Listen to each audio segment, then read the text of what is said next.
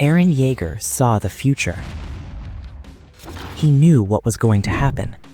He knew the ending. And yet, he still couldn't change it. This brings up one big question. If Eren knew everything, why didn't he stop it? Why did the rumblings still happen? And why did he still die? Today, we're going to break this down in the simplest way possible. How Eren saw the future. Eren didn't see the future by accident. He saw it because of the Attack Titan's power. Unlike other Titans, the Attack Titan can see the memories of its future inheritors. When Eren touched Historia's hand, everything changed.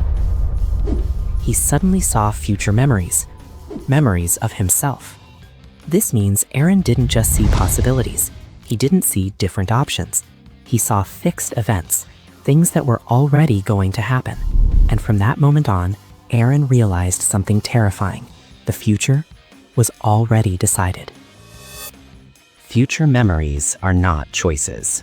Eren Yeager did not see the future the way humans normally imagine it.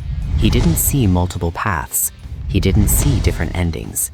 He didn't see possibilities. He saw memories. And memories only exist because someone has already lived them. The Attack Titan does not predict the future. It remembers it, even if that future has not yet happened. This creates a terrifying paradox. If Eren saw himself doing something, then that action was already locked in time, because if it never happened, the memory could never exist. So when Eren asked himself, "Can I change the future?" the answer was already written. He wasn't looking forward in time, he was looking backward, at events he had not yet lived. The future was not approaching him, he was walking toward it. The illusion of free will.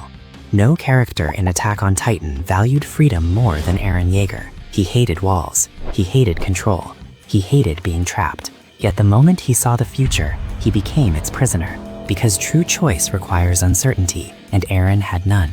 Every step he took only confirmed what he already knew.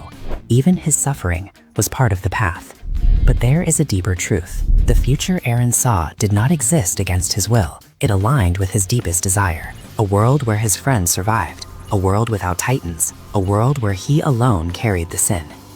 So even when Eren said, "I had no choice," that was only half the truth. The future was cruel, but it was also his. And that is why he kept moving forward.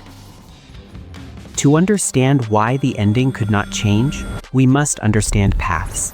Paths exist outside time. Past, present, future, all exist simultaneously. That is why Eren could influence Grisha. That is why memories travel backward. That is why destiny feels unavoidable. And at the center of paths stands Ymir Fritz. For 2,000 years, Ymir obeyed the royal bloodline, not because she was forced, but because she could not let go of love. Eren did not free Ymir through power, he freed her through understanding. But true freedom required one final act. Someone had to let go of love for the sake of the world. That person was Mikasa. Ymir waited centuries to see a choice she could never make. And that is why the ending had only one shape. Eren knew the rumbling was wrong. He knew millions would die. He knew history would curse his name. But every future he saw ended the same way. If he did nothing, paradise was destroyed. If he chose peace, his friends were hunted. If he stopped midway, the world never forgave them. So Eren made the only choice that left something behind. He became the enemy of the world. By doing so, his friends became heroes, the Titan curse ended, and the cycle finally broke. Eren did not save the world, he bought it time, at the cost of his life, his name, and his freedom. Eren chased freedom his entire life, from the moment he stared beyond the walls to the day he stood above the world he chose to destroy. Everything he did was driven by a single idea: freedom. He believed that if he could reach the ocean, if he could finally step outside the cage, if he could erase every enemy standing in his way, then he would truly be free. But the cruel truth is this: the closer Eren came to freedom, the tighter the chains around him became. Because long before the rumbling began, long before the world feared his name, Eren had already seen how his story would end. And once the future is known, choice begins to disappear. Every step forward stopped being a decision and became a confirmation. He didn't move forward because he was free. He moved forward because he already had. Eren was not a god, he was not a hero, and he was not a devil by nature.